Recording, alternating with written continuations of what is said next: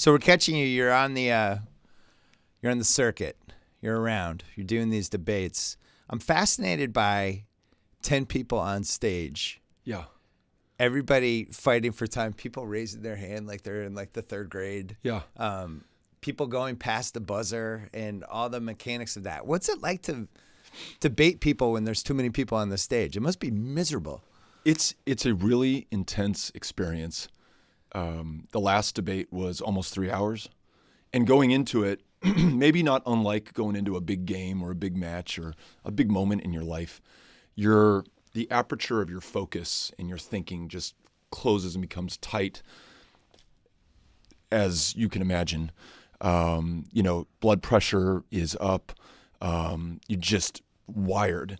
And that, for me, in the last debate, held through for the first 20 or 30 minutes. And then I remember there was this moment where I was asking myself your question. I was like, what is going on? I could kind of, ascend and just look out over this debate stage and people raising their hands. I could begin to enjoy what was happening.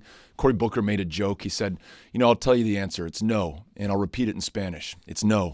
And I thought that was funny, and I found myself laughing, which if it had happened 30 minutes before, I would have been too nervous to do. I couldn't have been able to take it in. So you have adrenaline those first 25, 30 minutes, like a game. Almost debilitating adrenaline, to be honest with you. I find that my speech is choppy, words are stilted. I can't. My field of reference just shuts down. And then as I calm down and breathe and open up, so does that field and the stories I can pull in, the things that I can think of that are related to the question that was just asked. But the jockeying and the posturing to get in, to interrupt, to extend your time, all that's really interesting to me. And I don't by any means think that I've figured that out, but I do know that I'm getting better at it. That was my third presidential debate. The reps are good, yeah. Yeah. So that was our best one yet. And then we have one coming up in less than a month in October in Ohio. I used to have, when I was first doing TV, when ESPN was making me go on, it wasn't nerves, it was like adrenaline. Yeah. And, when it gets all quiet on the set and you're just like, all right, here we go. And you just kind of start to feel it. And it's tough to – I did PTI this week, and I've done shows like that so many times now, you kind of learn how to – so I'm sure it's the same thing with these debates. Like the more you do them, the more you're just kind of find your inner peace and go. Yeah, and then you have this, after 40, 45 minutes, there's a 3-minute commercial break, and all the candidates go backstage. And you have, I had some peanut butter goo, and I asked Cynthia on my team to go to the running store and find these little energy gels that cyclists and runners take just to see if that was going to help me out. And then you're making small talk with the other candidates who are back there. They're getting touched up with makeup, or they're using the bathroom. You're taking PEDs, taking EPO like cyclists in Europe. Blood transfusion, basically. Yeah, no. Do you feel, so you're out backstage and you're competing with each other. Yeah. But there must be like a couple people you're clicking with that you're like, all right, that guy's kind of my friend, or that lady, I've always gotten along with her. You must gravitate toward like two of the three, yeah, right? There's some people who are genuinely social, even backstage. Everyone has to be social on the stage. So Pete Buttigieg or Joe Biden came up, and he'd said something really nice in the first part of the debate about El Paso and our response to that. And I said, hey, Joe, thank you. That was really kind. And then he just, he genuinely loves people, and loves talking. And so that was just a really easy conversation. Bernie will typically be sitting on his own and doesn't really engage. And that's very true to him and his personality. Yeah. Always nice, though, and has a kind word to say when we engage. So, yeah, that dynamic backstage is pretty interesting as well. Everyone also just kind of collecting themselves before you go in for the next 45 minutes, and did I mess up in that last round, and do I need to get this thing in? Am I getting enough time? What's my strategy to come back in? And unlike almost every other living moment of our lives, you don't have your cell phone or any connection to the rest of the world. So it's really just you, your head, and the other players or the other candidates who are backstage with you. But yeah, really interesting experience. Did you feel like the first debate you didn't seem that comfortable? No, I wasn't. Can you feel that even as it's happening? Like, shit, yeah. I'm kind of. I'm kind of tanking this a tiny bit here. That was the interior monologue going on of like, how do I find this rhythm? How can I be comfortable the way I'm comfortable in a town hall meeting, or the way I'm comfortable just having a conversation with someone on the street? How do I get that back? Why am I so wired right now? And part of that was there were so many things I was trying to accomplish in that first debate, all these things that I wanted to get out there, all these facts that I wanted to lay down. You're also loaded with so much opposition research on literally every other candidate out there, none of which I felt comfortable dropping. So-and-so voted for this bill in 1996. You just got to nail them on that. Well, who cares? Like that's not exciting or interesting to me. And just going back to retrieve that information, to drop it and check the box, I think that can become almost paralyzing. That's our culture right now, though. Totally. It's like, let's go back 23 years and get somebody. Yeah. Something they did or wrote or said. Right. And then given what's going on in the country right now, the kind of threat that we face, or the kind of challenges that are left unresolved before us, all that stuff seems so small ball, and is not really what's on people's minds, at least as I listen to them across the country. They could care less how you voted 20 years ago, or your age, or any other factor that in another era might have been disqualifying or at least relevant. They just don't care right now. Just how am I going to afford my prescription medication? Or good chances the younger you are, what in the hell are you going to do about the fact that this planet is cooking? And unless we do something really soon, we will lose it forever. Or this guy, Donald Trump, and his open racism, or these weapons of war that were just used against people in El Paso, Texas. I want to hear your answer on that. So that really seems to drive the conversation wherever I am in the country. May not be on the minds of the moderators, and may not make for good TV, because I think the incentive there is to draw contrast and also drama and conflict. That's what's going to be good for ratings. That's great for headlines. May not be great for the policy discussion. It may not be true to who we are as people. So that's the dynamic within which we've got to play.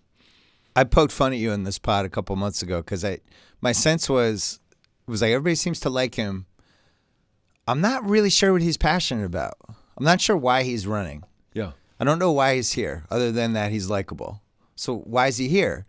And it seems like over the last couple months, you've found your voice in a bunch of different ways. And, unfortunately, I think what happened in El Paso probably was part of that. But I have a better sense of at least who you are and what you care about. Yeah. And I don't know how much of that is stuff you're thinking about behind the scenes, or how much of it is just getting the reps. Like, what is the process that leads to like, oh, I actually get why I'm doing this? I think always got it, always knew, or else you wouldn't undertake something like this, right? You wouldn't. But you have to. I have to know. You why have to you're feel doing that. it. Absolutely. I have to know. Totally. Yes, totally. I think El Paso and meeting people who had lost somebody, meeting people who had almost lost their lives, meeting people who are still, even today, 6 weeks later, pulling through and in a hospital room, has to change you, and absolutely changed me. And many of the things that I had been saying from the very beginning, that Donald Trump doesn't just offend you, and don't focus on that. Don't be outraged. Don't say no president has ever done anything like this before. Connect the dots. The fact that he's describing these immigrants and people who do not look like or pray like or love like the majority in this country, he's saying they're dangerous, and he's saying that they're a threat. And he's laughing when people talk about shooting them or using violence against them. And that's changing us. And I was saying that all along the trail, all across America. What I wasn't doing, to your point, was bringing that urgency and that passion. It was almost, it was almost laying out the facts. And look, folks, you figure it out. I'm giving you the information. Yeah. Whereas after El Paso, I was like, Jesus Christ. We all failed on this one. It wasn't enough for me to say that. It wasn't enough to be right on this. What counted is to stop this, or to bring other people out and understand that this is happening in our name as Americans right now. And I'm never going to make that mistake again. I'm never going to allow this to pass as business as usual, or to deny the fact that we should be angry right now. And that's perfectly okay. And in fact, in the words of Joe Strummer, that can be power. And if ever there were a moment to feel that, express it, and then channel it in the right direction, it is right now under the presidency of the most dangerous man who's ever held the office, who could very well end this country as we know it. And I feel like the stakes are that great, and the moment is that important. And I'm going to make sure that is coming through in everything I say, everything I do, and everywhere I go. The people with whom I spend time. So after El Paso, we go right to Mississippi. Have no idea where that ranks in the nominating process. Yeah. As you make your way to the convention, but it had just been the site of the largest single state raid by ICE agents in the history of the country. 700 people rounded up at chicken processing plant jobs for no other crime than they came from another country for the privilege of making our food for us and doing it at a price that makes it more affordable, raising their U.S. citizen children, making their communities and our country great. But it's connected to that terror that the president wants people to feel who come from other countries to this country. So I wanted to be there and tell their stories and connect it to what had happened in El Paso and what might happen going forward unless we change things. At what point does the Democratic Party decide, all right, we've got to back like 2 or 3 people here and go, because we're running out of time if we're going to try to flip this? Yeah. Because having 10 people on a stage in September just feels like at some point we have to at least whittle some people down. Or do you like the way it is now where everybody still has a chance? Because it seems like just watching from afar, it felt like you'd kind of missed your boat to some degree. Now you found your voice again, and it's like, who knows? It's not like anybody's pulled away. Right. Is the process the right process? It is. And I think the answer to your question at what point do you winnow the field is determined in Iowa and in New Hampshire and South Carolina and Nevada, and then to an extent here in California and in Texas on Super Tuesday. That's the process as designed. These debates, 10 people, 20 people, however many people are on a stage or however many nights they need to accommodate everyone. That's the process by which you can make an informed decision at that Iowa caucus or that New Hampshire primary. And so this is a little bit of a challenge. And I'll tell you, as a candidate on that stage, trying to stand out or distinguish yourself or fight for time. I think we had all of 9 minutes over the course of 3 hours. Yeah. But I think we made them count. But that can be frustrating for sure, but it's the best kind of problem that we could have, that this democracy is still vibrant enough that this many people want to get in to this level of sacrifice, put out this many different competing ideas or visions for the country or biographies or life experiences, all that brought to bear on the greatest set of challenges that we've ever known.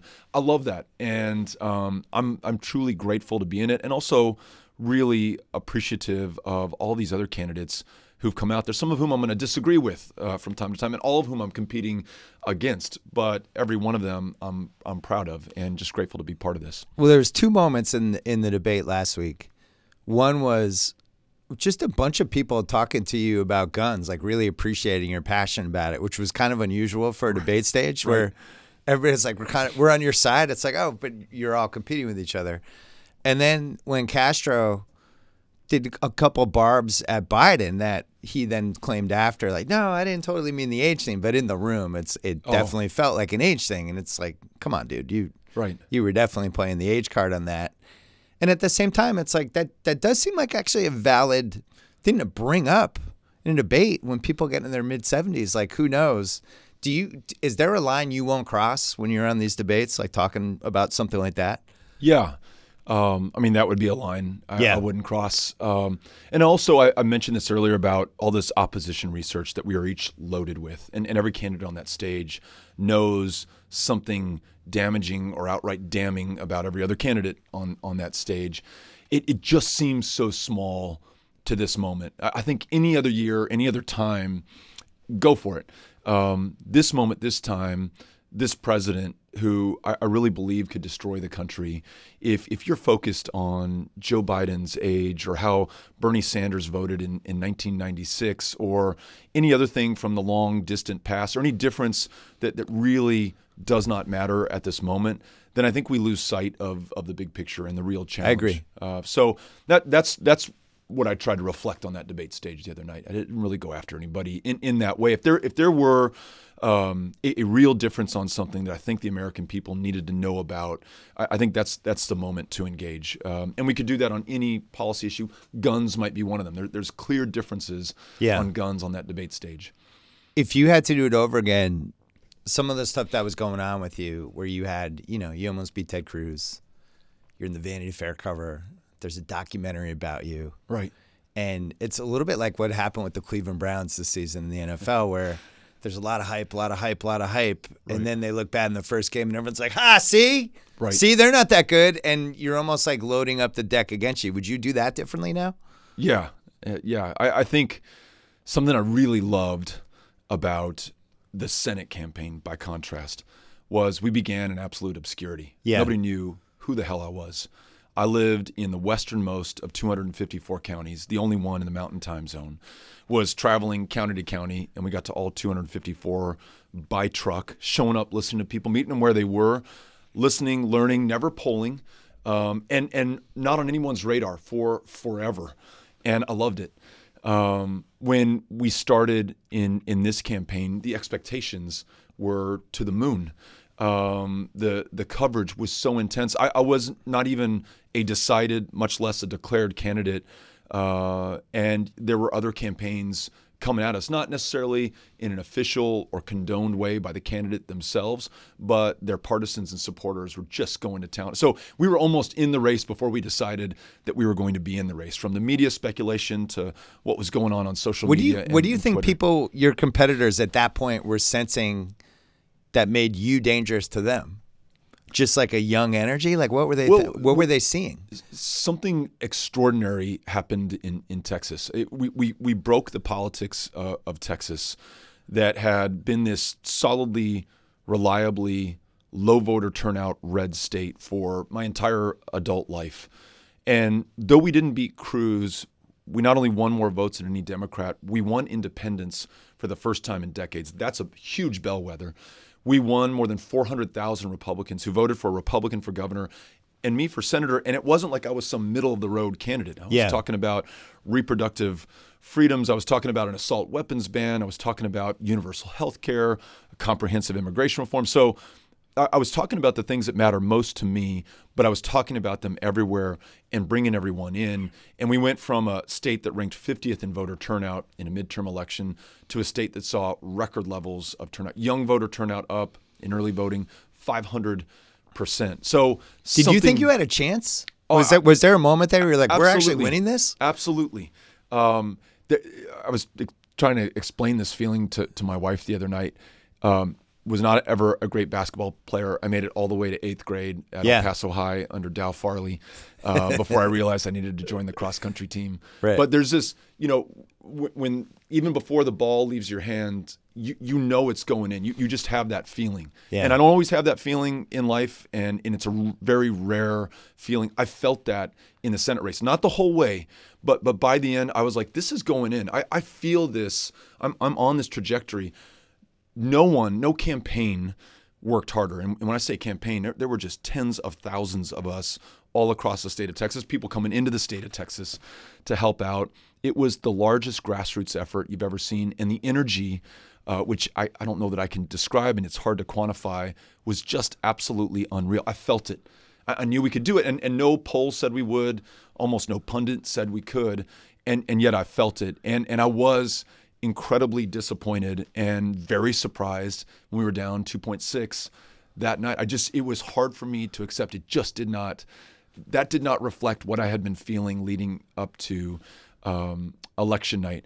But when we took some stock of it with some distance and some perspective, that huge voter turnout, 2 new members of Congress, both Democrats. You look back and you're like, oh, we're in Texas. This is basically impossible. No. This is the all-time road game in sports. The helping to flip the House of Representatives. 2 Democrats replacing long-serving Republicans in Texas.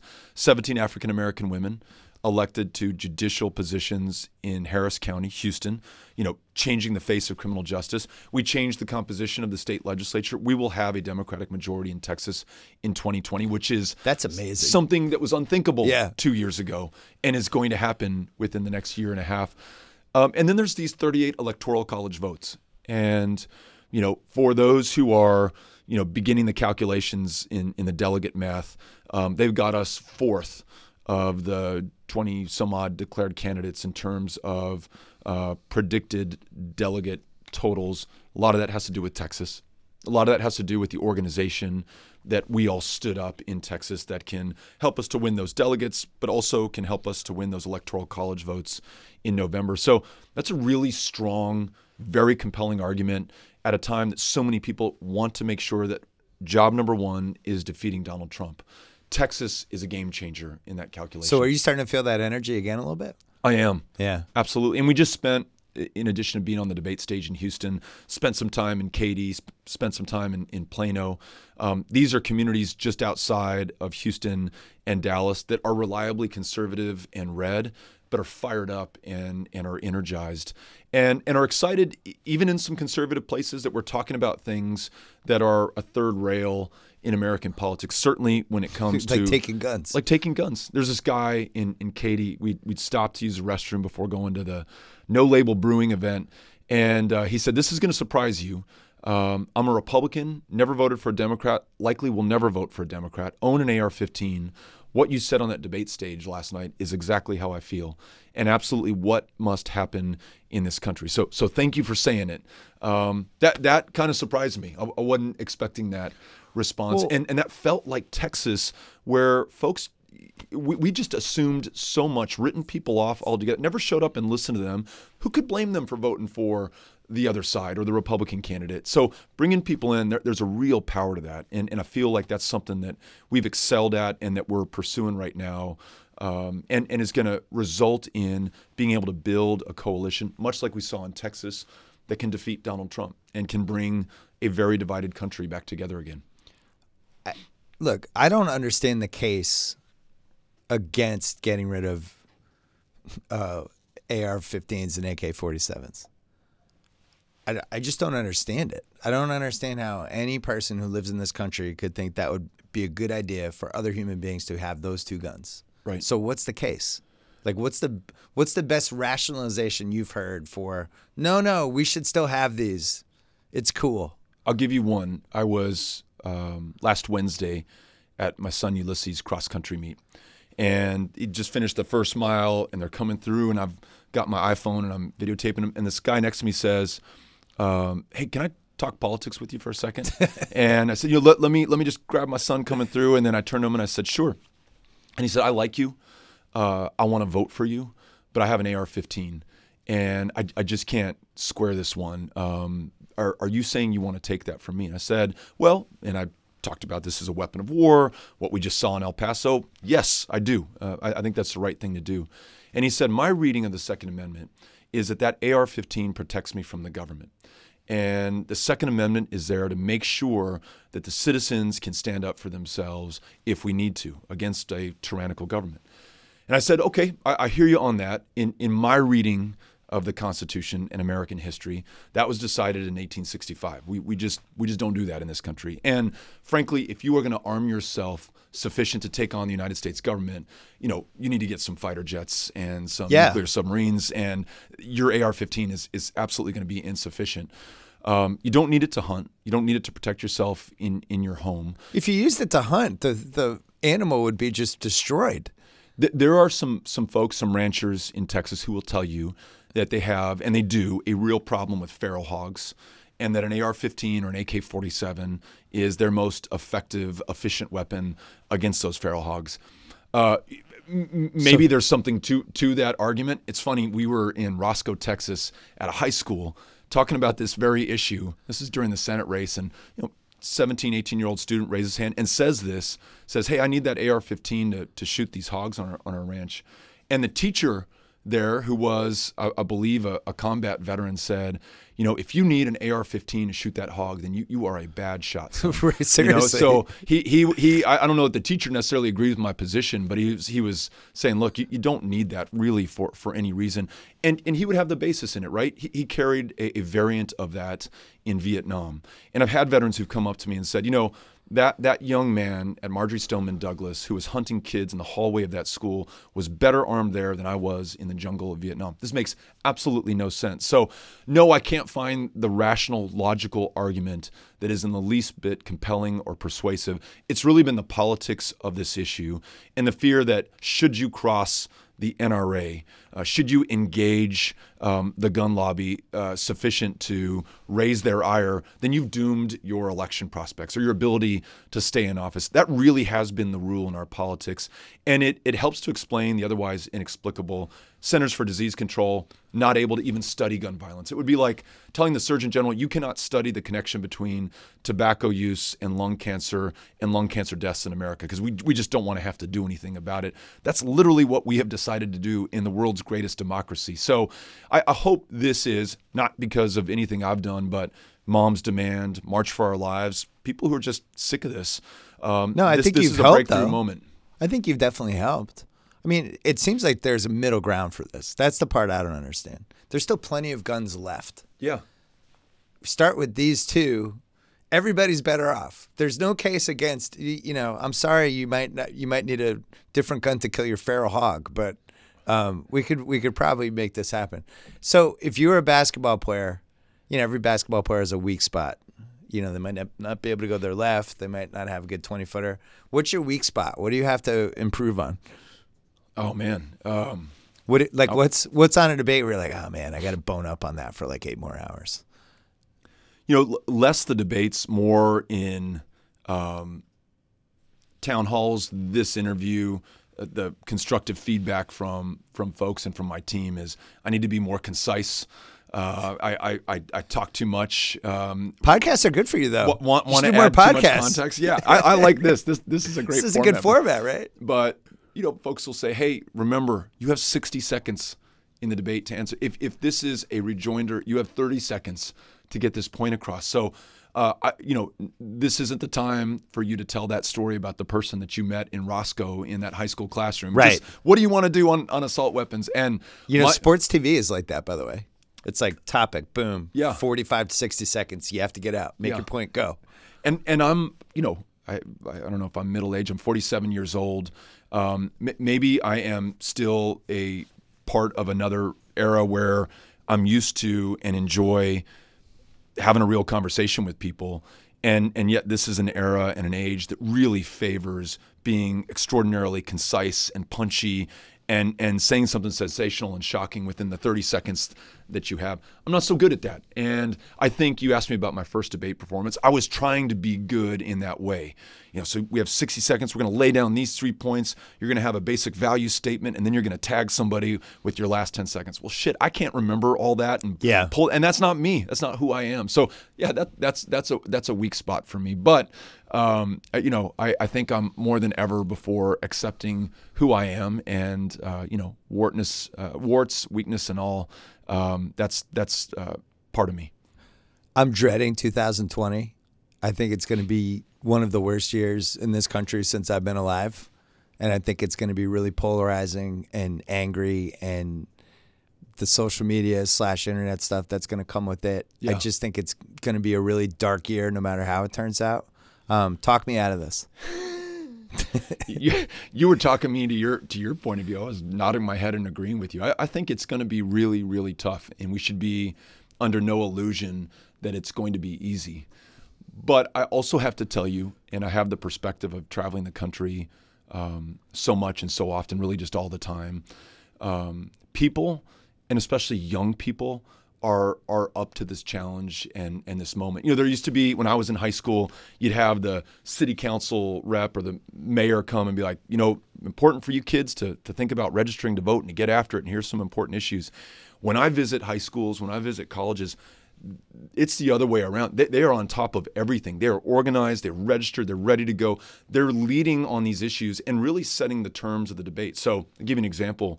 The Marjory Stoneman students and other young people across this country who comprise March for Our Lives, they came up with this incredibly bold peace plan on gun violence in this country. They weren't waiting to get behind some candidate or some policy platform.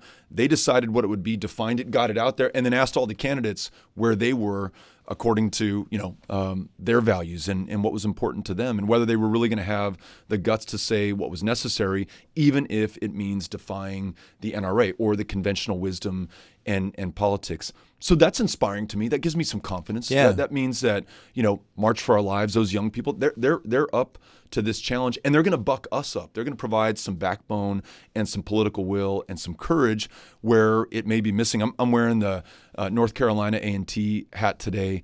Was in Greensboro not too long ago.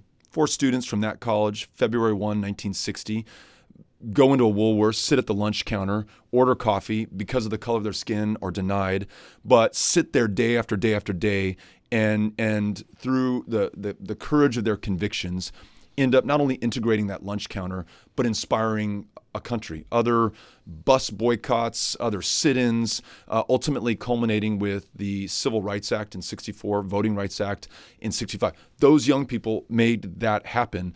And I feel like this moment of peril is producing a similar moment of leadership and courage and inspiration. And it's kind of shocking the conscience of this country. How in the world did we get to 40,000 gun deaths a year, or only 10 years left to act on climate, when we've known everything about the cooking of this planet since 1979 and have done not a single thing? It's really going to be those young people who force this. So 2020 is going to be tough, but we have the best possible people in this country engaged right now and leading. And so I'm confident that we'll come through. We will overcome. When do we hear from Obama with all this stuff? It's a good question. I think about him a lot, and he comes up a lot in the debates. You've probably heard his name invoked, his memory engaged as a golden era in this country. No one has ever been missed as much as President Obama is missed right now.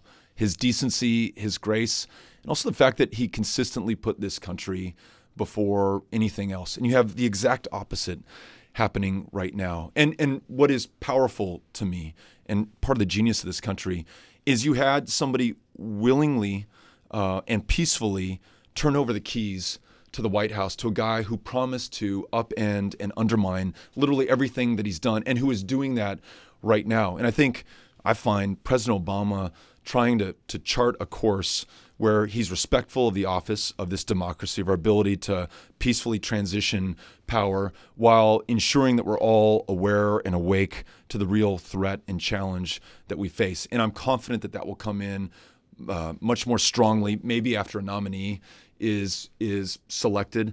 But the standing that he has, the power that he commands, that will be employed at some point. And when it, his judgment on this is better than anyone else's, I think that will prove decisive in 2020. How many times have you talked to him? Probably in my life, 4 or 5 times. Last time being before I had made a decision to do this.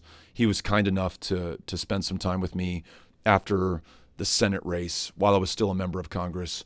And just wanted to congratulate me on a well-run race, and really that was the extent of it. And again, overwhelmed. And actually, we were talking about going into those debates, or you were talking about going onto the set of a show. The first 5 minutes when I'm sitting down with President Obama in his office, I can't really think or take in anything. I've done it a couple of times. He's weirdly intimidating because he's so confident. Totally. Yeah. And you just meet him like, oh shit, this guy's at a whole other level. I've only met a couple other people like that. Yeah. Where there's, especially the second time I interviewed him, I had to do it in the White House, and you're there with these paintings from the 1700s and 1800s and these chairs that are 200 years old, and he just turns it into a home game for himself. Yeah. And it's effective because you just feel like, all right, I'm on this guy's court. He's in control of everything. Totally. And he's super confident, relaxed. He comes in, he'll make fun of you at the start. He'll have some little barb, and you're just kind of on your heels the whole time. It's pretty interesting. Like, he's very presidential. Yeah. And I'm sure Trump is probably presidential in different ways. Like, he's 6'4". Yeah. Intimidating. Totally. Looks kind of different than most people, and to be kind. Yeah. But I'm sure there's something presidential about him too. I do think most people have something. There was this moment. I had resisted the temptation as a member of Congress when President Obama was in the White House to ever get a selfie with him or, you know, and no adulation. We're co-equal branches of government, even though we're not co-equal people. We're co-equal branches of government. Obviously, he's in a much superior position, but there's got to be some respect between the offices. So I'm not going to play that game. But every time I'd come back to El Paso, my kids or any classroom I visited would ask, "Have you met President Obama yet? Do you have a picture with him?" And so we're invited to the White House this one time, and you know, all the Democratic members of the House, and President Obama gives us a little talk and answers some questions, and he says, "Hey, let's all have a drink together."